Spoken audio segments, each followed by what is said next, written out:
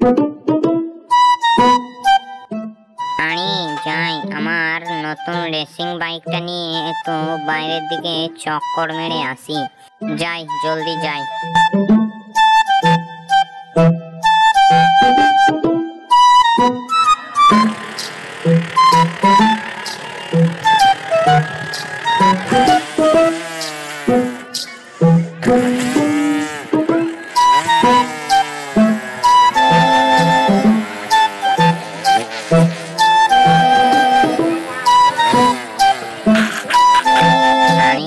কি দেখছি আমি, এ তো বান্দর আমার মতোই একটা গাড়ি নিয়ে আসছে।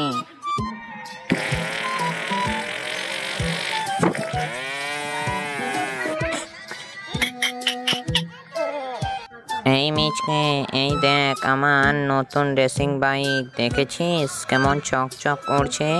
একদম দেখেই মনটা কুড়ুর করে উঠছে। এমন করছিস যেন তোরটা রেসিং বাইক আর আমারটা একদম খেলনা। তোর কি আমার গাড়িটার দিকে চোখ যাচ্ছে না? দেখ কেমন নতুন। নতুন গাড়ির সাথে কোনো সাথ নেই। যে ভালো গাড়ি চালাতে পারে সে সবসময় ভালোই চালাতে পারবে। একদম আমার মতো হিরোর মতো গাড়ি চালাতে হবে। বান্দর বলে কি নিজেকে হিরো? তুই লাগবে নাকি আমার সাথে রেসে চলে আয়, তারপর দেখবো। ঠিক আছে, তাহলে তোর আর আমার মধ্যে কালকে রেস হবে। তখনই দেখা যাবে কে কত বড় রাইডার। কালকেই দেখা যাবে। যা, তুই জলদি করে বাঘ মামাকে এই খবরটা দিগা। কালকে রেফারি বাঘ মামাই থাকবে।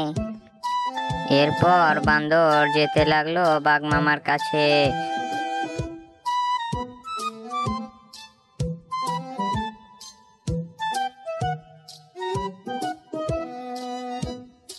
বাঘ মামা, কাল শিয়াল আর আমার মধ্যে এক ভয়ঙ্কর রেস হবে।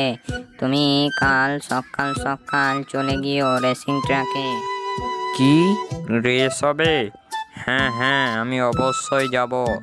দেখব কে জিতছে, আর যে জিতবে তাকে এই জঙ্গলের সেরা চ্যাম্পিয়ন রেসার বানিয়ে দেব।